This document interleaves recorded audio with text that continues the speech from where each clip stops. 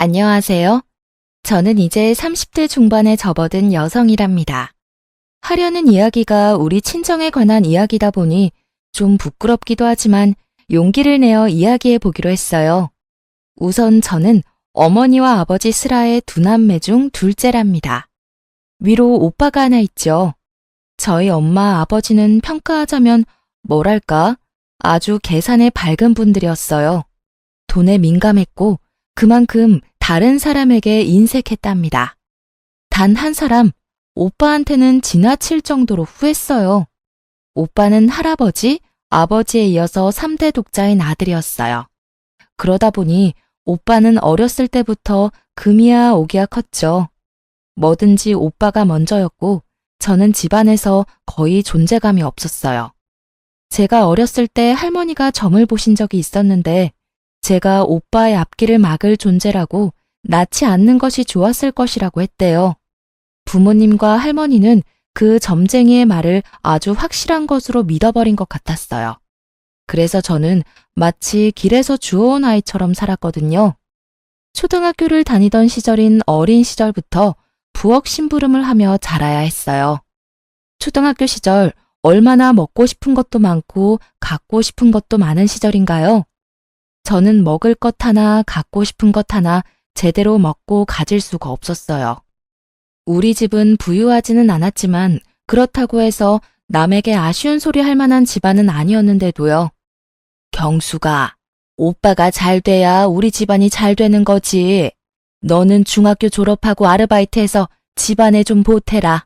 그리고 오빠가 좋은 대학에 가도록 다들 노력하자꾸나. 중학교밖에는 보내주지 않겠다는 청천벽력 같은 말이었죠. 저는 대학은 꿈도 안 꿨지만 그래도 고등학교는 보내줄 줄 알았어요. 결국 저는 고등학교 진학을 포기했고 근처 편의점에서 일하면서 고등학교를 혼자 힘으로 마치기로 했죠. 밤낮 교대 근무를 하면서 남는 시간에 열심히 공부했어요. 반면에 오빠를 대학에 보내기 위해 엄마 아빠는 별별 노력을 다 하더라고요. 과외 선생을 붙인다, 비싼 학원에 보낸다 등등 할 수 있는 일은 다 했답니다. 그런데 오빠는 이미 공부든 뭐든 스스로 하는 일에는 익숙하지 않았죠. 공부라고 해서 뭐가 다를 게 있겠어요. 스스로 할 의지가 없는 사람에게 과외 선생도 비싼 학원도 도움이 되지 않았답니다. 백약이 무효였지요. 저는 집안에서 전혀 지원을 받지 못한 채로 편의점에서 아르바이트를 해가면서 고등학교를 검정고시로 마쳤어요. 몇 년의 노력 끝에 지방이지만 교대에 입학하게 되었죠. 그리고 3번을 도전한 끝에 임용고시에 붙었어요. 너도 이제 집에 돈을 좀 내놔야지.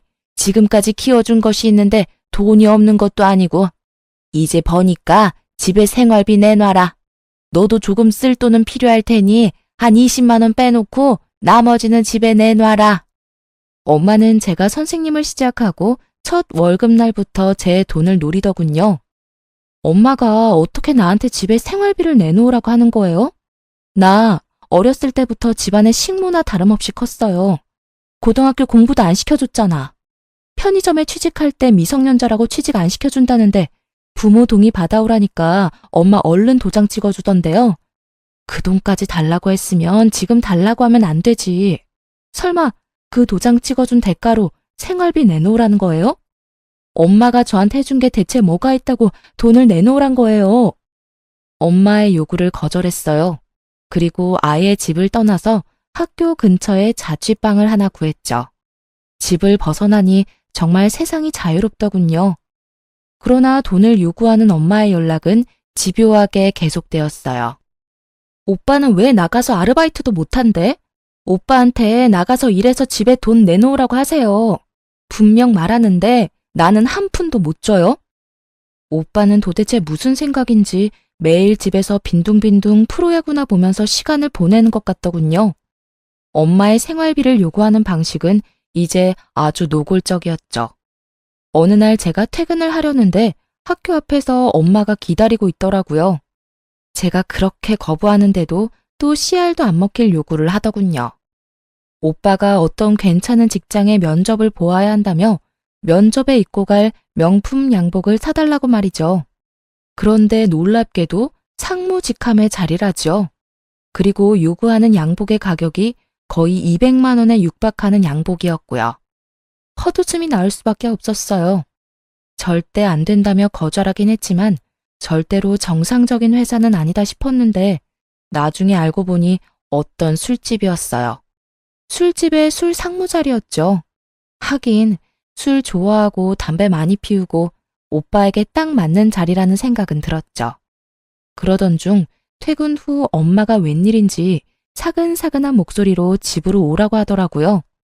또 돈 얘기겠지 싶어서 가기 싫었지만 인사할 사람이 와 있다고 하기에 억지로 집으로 갔어요. 얘, 인사해라. 네 옳게 될 사람이야. 얘가 우리 딸인데 일이 잘 풀려서 선생님이지 뭐니? 서로 인사들 해라. 시누이 옳게 될 사이들 아니냐. 아마 우리 딸이 결혼할 때 많이 도와줄 거다.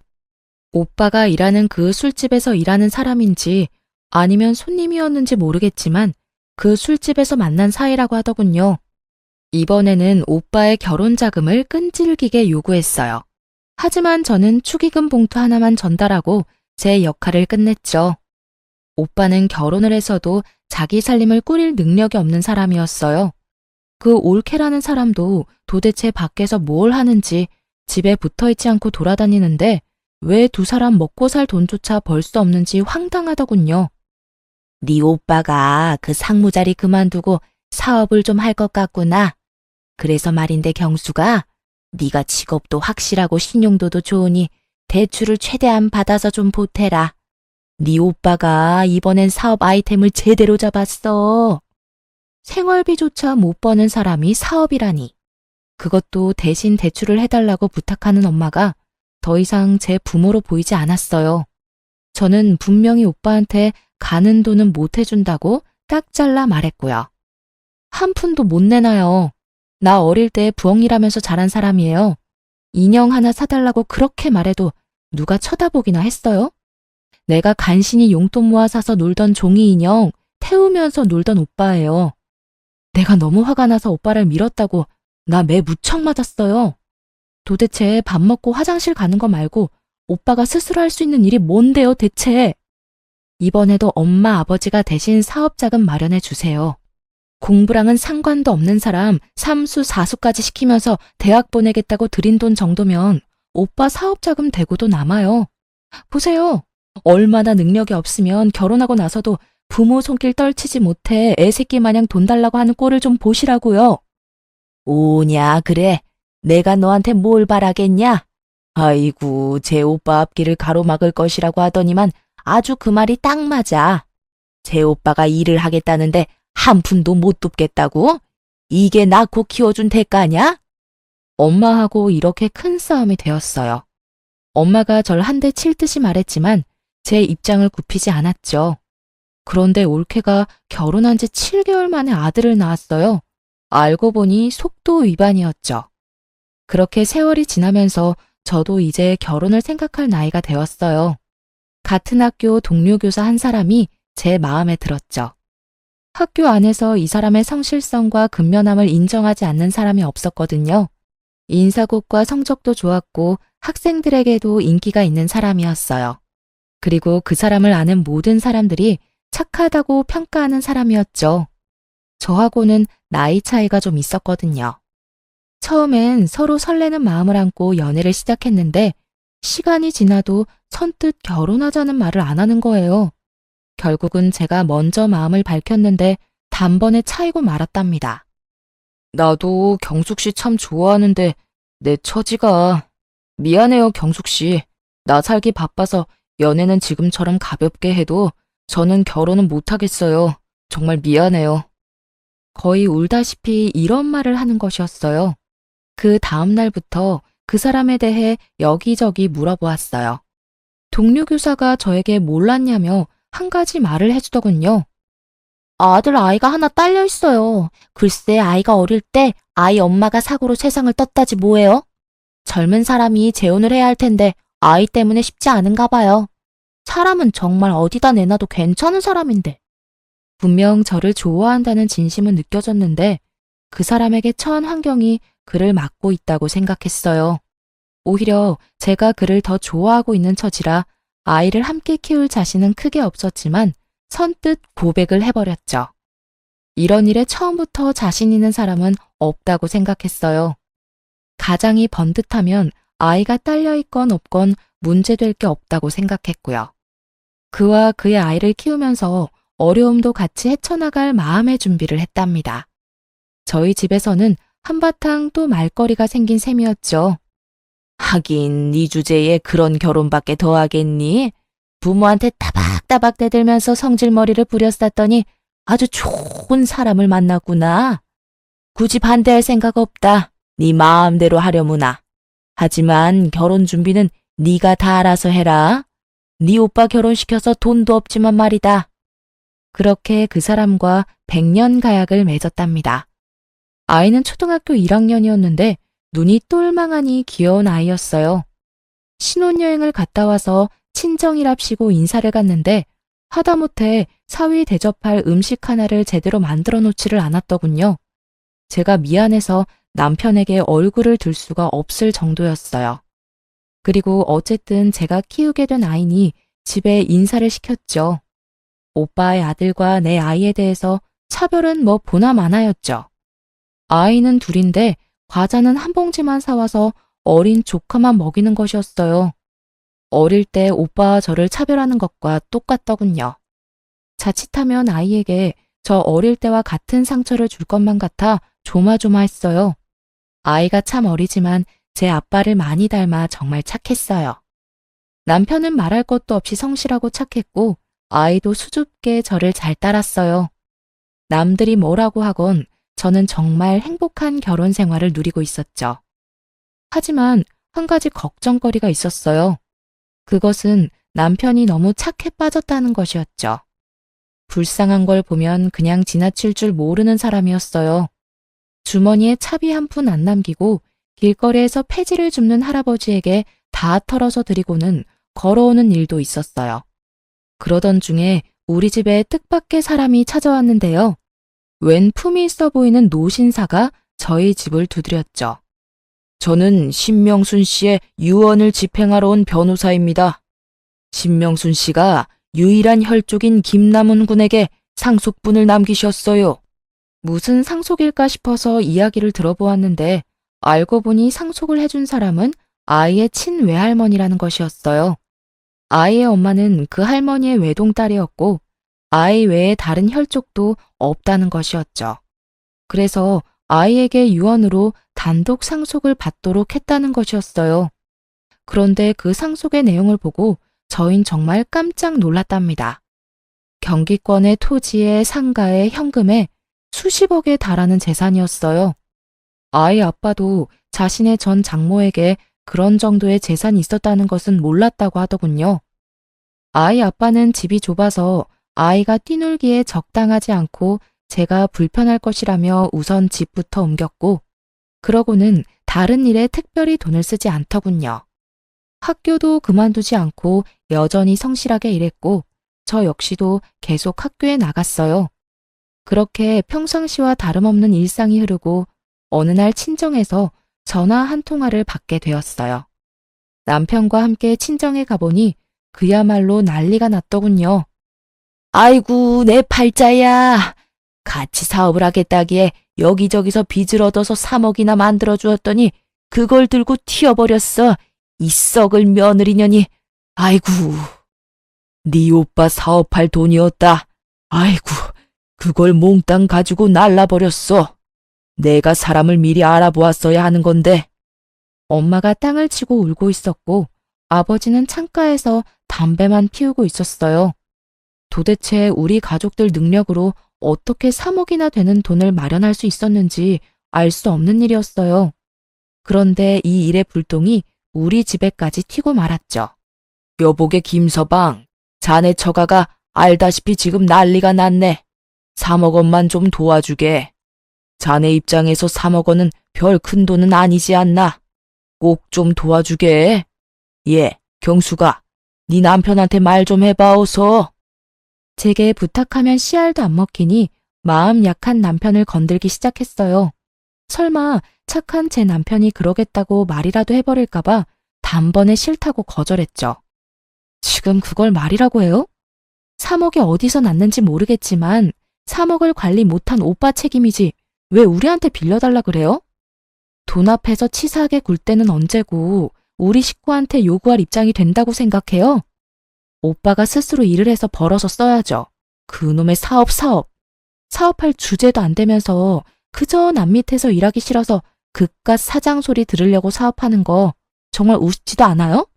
올케라는 사람, 그 사람도 술집에서 만났다며. 그럼 이런 일 일어날 줄 몰랐다는 게 말이 돼? 앞으로 이 지긋지긋한 집이랑 인연 끊을 테니까 돈 빌려달라는 말 다시 꺼내기만 해봐. 그리고 우리 남편한테 몰래 연락해서 돈 달라고 압박 주기만 해봐요. 그땐 진짜 가만 안 있어. 다 뒤엎어버릴 테니까. 내 말 잘 알아들어요? 제가 아주 단호하게 거절을 하니까 집요하게 조르던 부모님이 일단 물러서더군요. 저는 이렇게 친정집으로부터 더 멀어지고 있었어요. 엄마, 아버지도 그리고 그 한심한 오빠도 더 이상 보고 싶지가 않더라고요.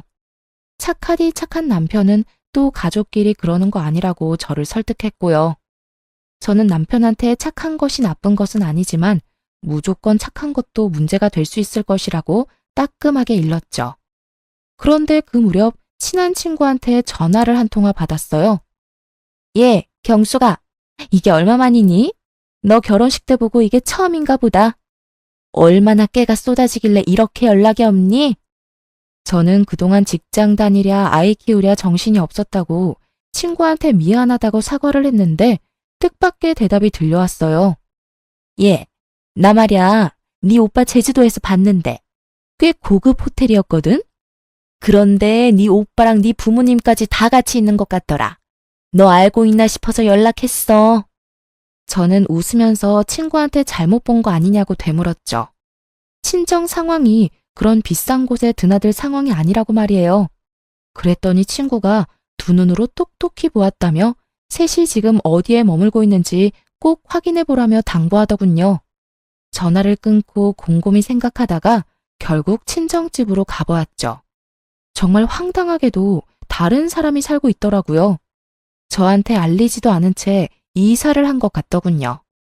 그럼 친구의 말이 맞다는 건데 3억이 없어 구걸하던 가족들이 갑자기 고급 호텔이라니 너무 찝찝한 건 어쩔 수 없더라고요. 남편에게도 이 사실을 알렸더니 갑자기 제게 충격적인 말을 건네더라고요. 여보, 갑자기 가족들이 전부 이사를 간 거 있죠? 아무리 연 끊고 살겠다고 내가 먼저 말은 했지만 이사 간 것도 말 안 하고 연락 두절된 게 가족이라고 할 수 있을까요? 당신은 혹시 뭐 들은 거 없어요?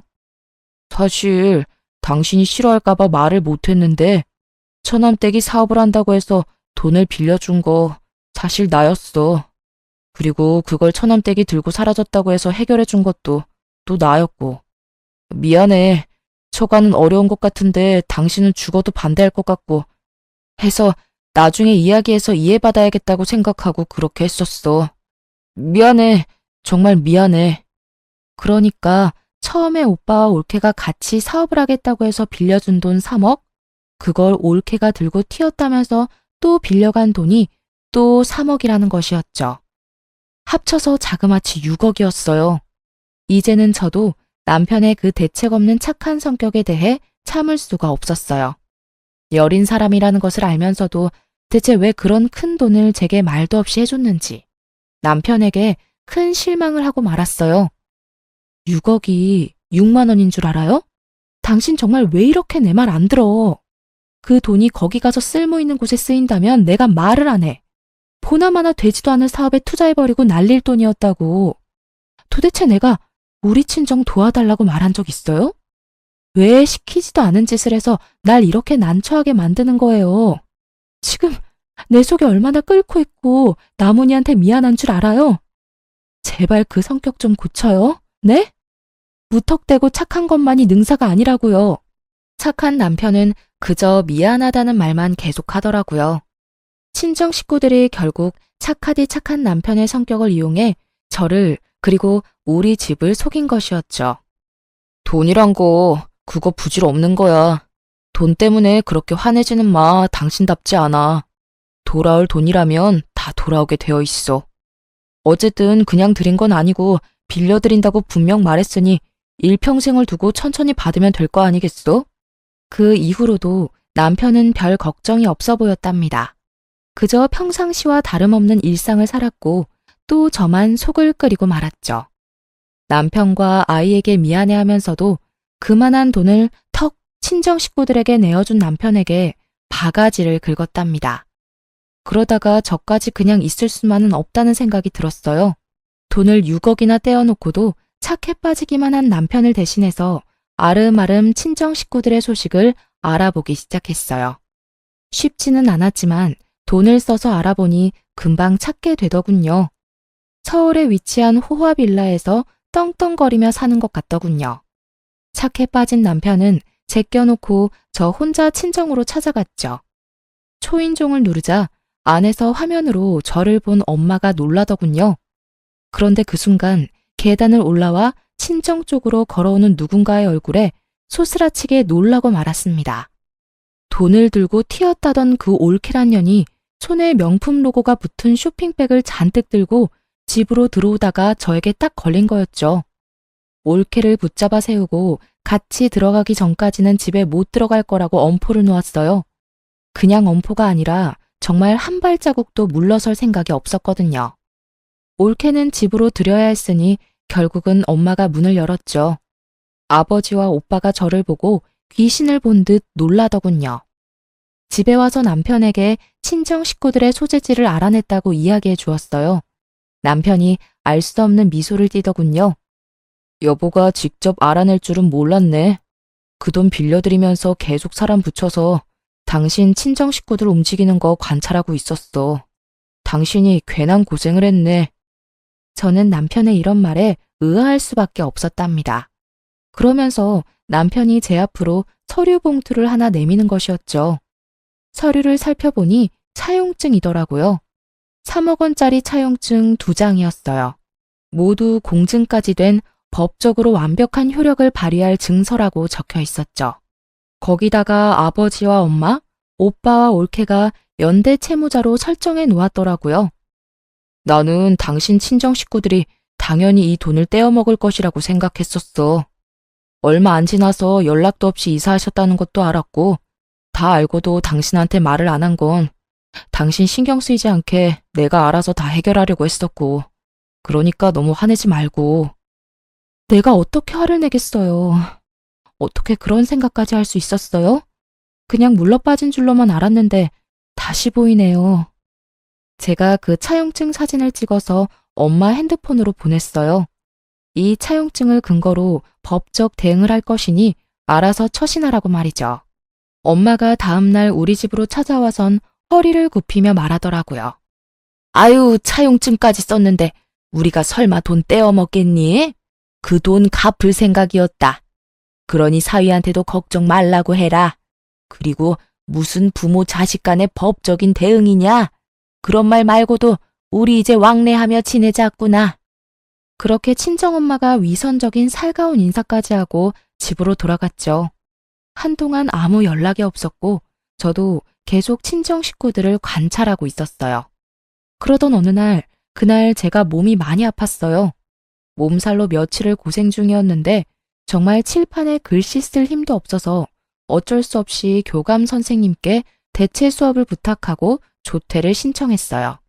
그런데 집으로 들어가 보니 어떻게 들어왔는지 올케와 엄마가 저희 집에 들어와 있더군요. 당황한 건 서로 마찬가지였어요. 네가 왜 벌써? 아직 올 시간이 아닌데. 아니, 난 몸이 아파서 조퇴했는데 지금 우리 집에서 뭘 하는 거예요? 도대체 어떻게 들어왔어요? 왜 남의 허락도 안 받고 들어와요? 그런데 당황하던 엄마와 올케가 득이양양한 미소를 짓고 말했어요. 다 들어오는 방법이 있지. 그나저나 네가 그렇게 내세우던 차용증이 이제 우리 손에 있구나. 저는 순간적으로 차용증이 있었던 서재로 향했답니다. 남편의 책상 서랍 잠금 장치가 부서져 있었고 그 안에 있던 차용증이 둘 다 사라져 있었죠. 차용증을 손에 넣은 올케와 엄마는 아주 의기양양하게 집에서 나가더군요. 도어락 비밀번호를 어떻게 알았을까 싶었어요. 올케와 엄마가 그렇게 돌아가고 퇴근한 남편에게 말했어요. 차용증을 훔쳐갔다고 말이에요. 남편이 서재를 보더니 한숨을 쉬더군요. 걱정하지 마. 내가 다 알아서 할 테니까. 아무래도 일을 좀 더 빨리 진행시켜야겠네. 그러더니 어딘가에 전화를 걸어서 질문을 몇 가지 하더니 설명을 들은 남편은 고개를 끄덕이며 겉옷을 챙기기 시작했어요. 잠시 나갔다 오겠다던 남편은 어떤 신사분하고 같이 들어오더니 제게 얼른 친정으로 가자고 말하더군요. 영문도 모른 채 일단 남편을 따라 나섰죠. 친정으로 가자 의외로 쉽게 문을 열어주더군요. 아마도 차용증이 자신들의 손에 있다는 자신감 때문이었을 거예요. 가보니 네 식구 모두 있었어요. 장모님, 그리고 처남댁, 저희 집에 무단으로 침입하셨네요.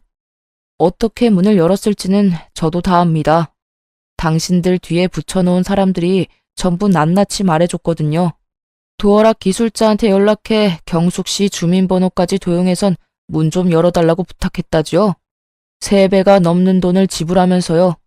이거 명백히 주거 침입입니다. 제가 그것도 모르고 있을 줄 알았나요?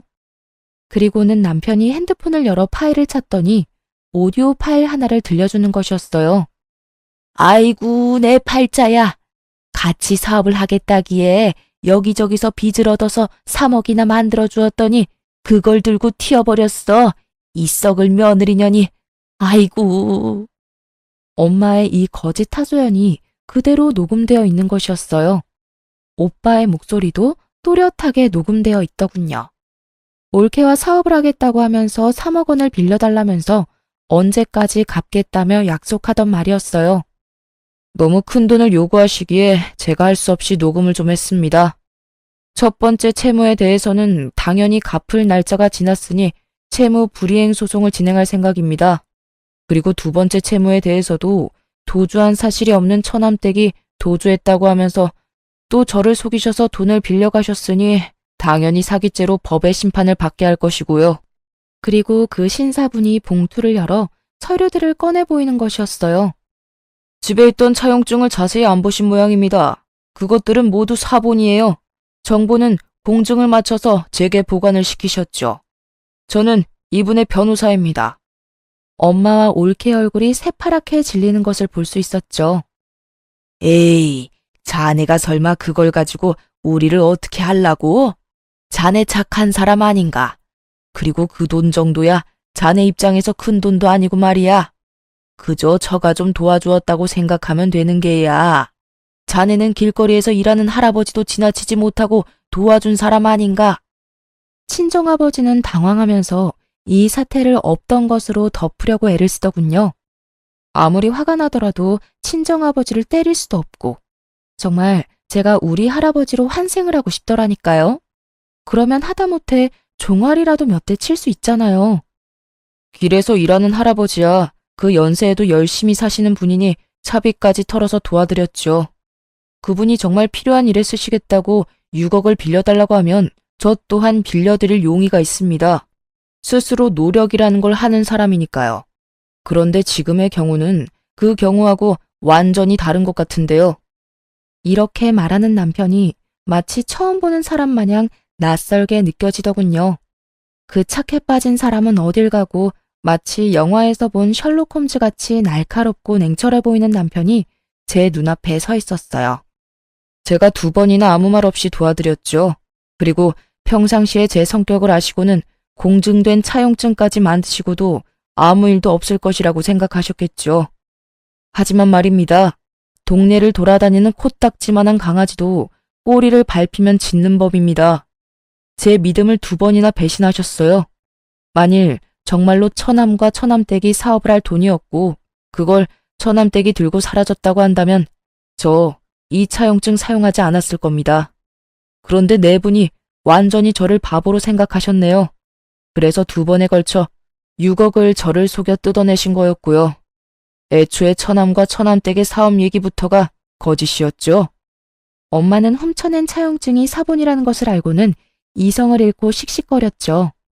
거실을 이리저리 돌아다니면서 분을 삭히려고 하는 것 같았어요.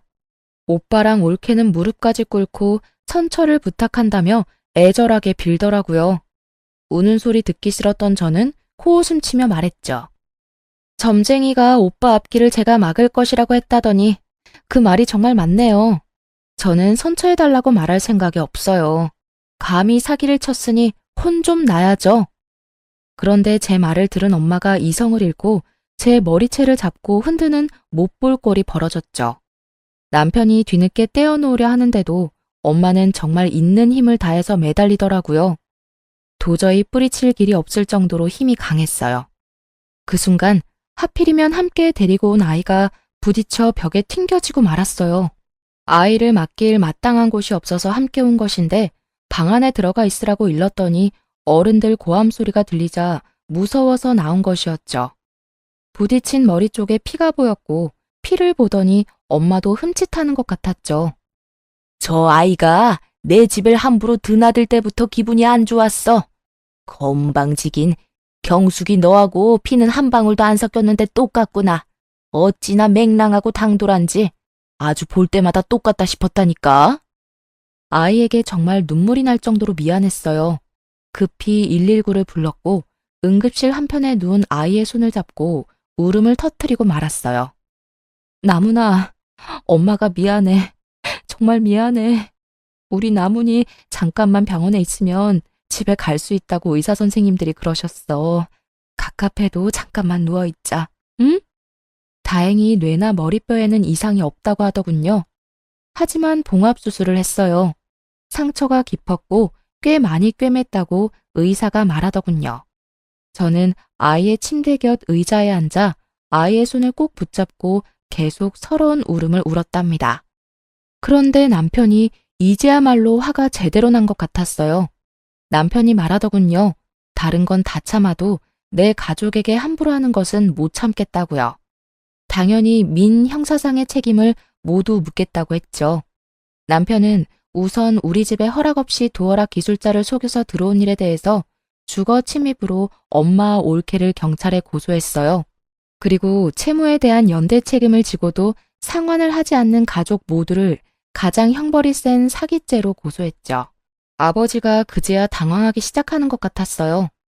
3억 원은 가지고 있는 땅 팔아서 먼저 갚으마. 그러니 네 엄마부터 합의해주면 안 되겠니? 자식이 어떻게 부모를 범죄자로 만들 수 있겠어? 너 그러면 안 된다. 어떻게 머리채 한번 잡았다고 고소한다는 게 말이 되니?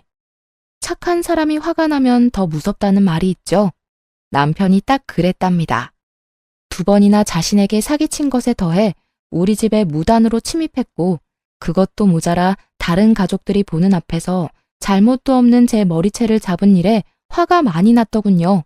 물론 아이의 사고에도 화를 내고 있었고요. 이렇게 형사상 고소에 이어서 이제 민사상으로 돈을 돌려받기 위해 만들어둔 완벽한 서류를 가지고 차분히 소송을 진행했답니다. 재산을 은닉할 것을 우려해 변호사의 도움을 받아서 친정 식구들의 명의로 되어 있는 자산에 대한 가압류부터 신청하더군요. 당신 식구들이 나를 어지간히도 얕잡아 보았나 봐. 그렇게 6억씩이나 나를 속여서 뜯어내놓고도 재산 한 푼 남의 명의로 돌려놓질 않았더군. 내가 알아봤자 아무 짓도 못할 것이라고 생각했었던 모양이더라고. 아마 재산을 다른 사람 명의로 돌려놓았다면 평생 하는 일에 대한 급여에도 압류를 넣어 일생 동안 받을 생각도 있었지. 저는 이제야 가슴을 쓸어내릴 수 있었답니다. 도와줄 때는 진심으로 도와주었지만 친정에서 제가 결혼 전까지 겪은 서러운 일들을 모두 들은 남편이 미리 완벽한 서류를 만들어둔 것이었죠. 그렇게 해놓고도 친정 식구들은 저와 남편을 철저히 무시했던 모양이더군요. 호화빌라를 엄청난 보증금을 내면서까지 월세로 살았고 남는 돈으로 여기저기 여행을 다니면서 생활을 했던 것 같았어요. 그리고 경찰이 증거물로 압수한 오빠와 아버지의 핸드폰에서 이런 경악할 문자까지 보게 되었는데요. 아버지, 매제가 아주 물컹이인데 말이에요. 이번엔 어떤 이유를 대고 돈을 달라고 할까요? 엄마 아버지가 빚에 쪼달리고 있다고 하니까 3억 원을 선뜻 내놓았잖아요. 이번엔 아주 아버지가 불치병에 시달리고 있다고 할까요? 그래, 그것도 좋은 생각이구나. 그것도 아주 돈 많이 드는 고액암에 걸렸다고 해봐. 그러면 아마 그 물컹이가 지갑을 또 열 거다. 빌려간, 아니 사기친 돈으로 호화 생활을 하며 떵떵거리던 친정은 이제 폭망할 처지에 놓이고 말았어요. 그런 친정 부모와 오빠에게 제가 한마디 해주었어요. 나더러 애딸린 신랑 만났냐고 비웃더니 도대체 사람 보는 눈이 있는 거예요, 없는 거예요? 옳게 절대로 좋은 엄마나 며느리 될 사람 아니었어요. 그것도 못 알아보고 착한 사위는 이용하고 도대체 어떻게 사람들이 이래요? 스스로 살아갈 생각은 전혀 없고 기재라도 걸려서 다행이지. 아무 죄 없는 남편이랑 제가 피눈물 흘리는 건 안중에도 없죠. 모든 법적인 절차를 다 동원해서 당한 값은 모두 되돌려줄 테니까 알아서들 하세요. 집안 사정이 이렇게 되자 올케네는 매일 밤 부부싸움이 일어난다고 해요. 얼마나 크게 싸우는지 옆집 할머니가 신고를 다 했더라고요. 정말로 올케가 집을 나가겠다고 선전포고를 했는지 부모님도 한 번 더 찾아와 제게 싹싹 빌더군요. 그런데 정말 친정 식구들 구제불능이었어요. 다른 사건 하나가 또 저를 웃게 만들었답니다. 친정 일이라면 이제 아주 서러운 일이라도 눈물보다 웃음이 먼저 나오더군요. 올케와 오빠가 물건을 집어던지며 싸우다가 조카 아이가 다쳤다더군요. 그런데 아이가 다치자 병원으로 데려갔고 그 과정에서 아이의 혈액형을 알게 되었는데 B형이라고 나왔대요. 오빠와 올케는 혈액형이 모두 O형이라고 했어요. 결국 조카가 오빠의 친자식이 아니었다는 것이었죠. 오빠가 올케에게 아이를 데리고 나가라고 또 한바탕 전쟁이 났다죠. 엄마와 아버지가 올케를 내쫓았다더군요.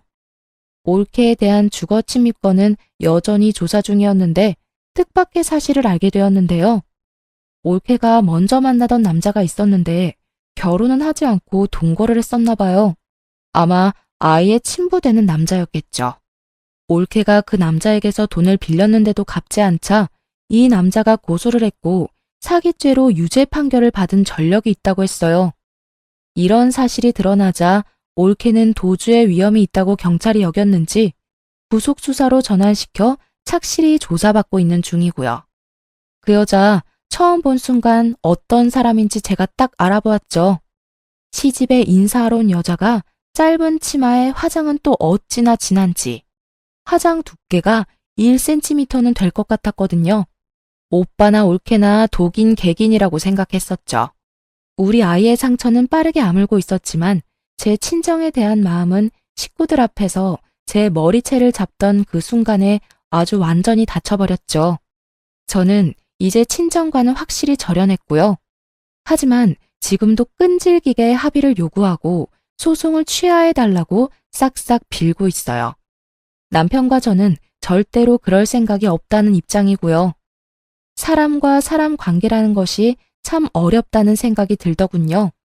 도대체 자신들 슬하에 태어난 모두 같은 자식인데 저한테만 왜 그렇게 심하게 대하며 키웠는지 엄마에게 물었었죠.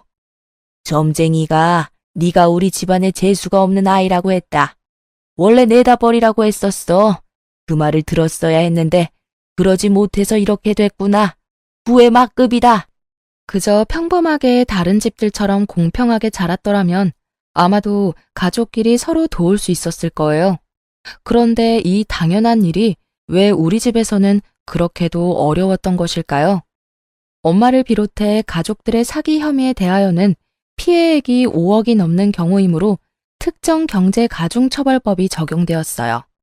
그래서 이를 주도한 엄마가 1년 6월에 징역을 선고받았어요. 오빠도 엄마보다는 혐의가 약한 것으로 인정되었지만 특경법에 의해 징역 1년을 선고받았죠. 올케는 약식 기소로 벌금 500만 원을 내게 되었고요. 그리고 친정 식구들에게 남은 것은 하나도 없었죠. 살고 있던 집, 그 외에 우리에게서 가져간 돈으로 사놓은 부동산 등 모든 재산이 차용증을 근거로 압류되었죠. 들려오는 말로는 방 한 칸에서 아버지 혼자 지낸다는 말을 들었어요. 제 남편에 대한 사기에서 가장 적은 역할을 했다고 해서 아버지는 기소되지 않았죠. 세월이 다시 무심하게 흘렀어요. 아이는 어느새 자라 초등학교 5학년이 되었답니다. 머릿속 깊숙이 봉합수술을 한 흉터가 남고 말았어요. 아이의 머리를 쓰다듬을 때마다 미안함에 그저 눈물만 흘렀어요. 서러웠던 시간이 저에게서 점점 멀어지고 있었지만 아이의 그 상처가 마치 그 모든 세월을 대변하고 있는 것 같았답니다. 그리고 사람의 기억이라는 것이 그렇게 쉽게 지워지는 것은 아니더군요. 어렸을 때부터 시작해서 아이의 머리가 그렇게 다칠 때까지의 과정이 자꾸만 생각나지 않을 수 없었어요. 제가 무얼 어쨌다고, 도대체 집안에 무슨 죄를 지었다고 그렇게까지 증오를 표출했는지 정말 알다가도 모를 일이었어요. 사기죄로 검찰이 엄마를 기소하고 재판을 받는 과정에서도 재판부에 빌긴 했지만 가끔 저와 눈이 마주칠 때 그 눈빛으로 보아 결코 진심으로 잘못했다고 생각하지 않는다는 것을 알 수 있었죠. 최근엔 우리 가정에 경사 하나가 생겼답니다. 다름 아니라 제가 임신을 하게 된 것이었어요. 차별, 생각만 해도 끔찍한 그 일을 혹시 제가 저지르지 않을까 내심 큰 걱정이 되었어요. 내가 우리 나문이하고 이제 곧 태어날 아이를 조금이라도 차별하는 일이 생기지 않을까요? 나도 사람이고 무엇보다 핏줄이라는 게 무서운 거라서 내가 조금이라도 그 사람들을 닮지 않았을까 걱정이 되거든요. 아이를 가졌다고 마냥 기쁠 수가 없어요. 당신 집안에서 누구 하나라도 중심을 잡고 잘못된 것이라고 했었다면, 예컨대 아버님이라도 그러셨다면 일은 많이 달라졌을 거야. 우선은 당신이 반듯한 사람이고 내가 있잖아. 동생이 생긴다는 말에 나문이도 좋아했어요. 손을 꼽아가면서 동생을 기다리는 것 같더군요. 비록 오빠가 있었지만 형제간의 정이라는 것은 생각도 못했던 제 어린 시절의 처지가 다시 생각났죠. 우리 아이들은 그런 일 없이 잘 자라나겠죠? 지금까지 지지리도 부모 복은 없지만 남편 복과 자식 복은 있는 제 이야기를 길게 들려드렸어요. 앞으로 제 앞길에는 행복한 일만 있을 것이라고 생각한답니다. 긴 글 끝까지 들어주셔서 감사합니다.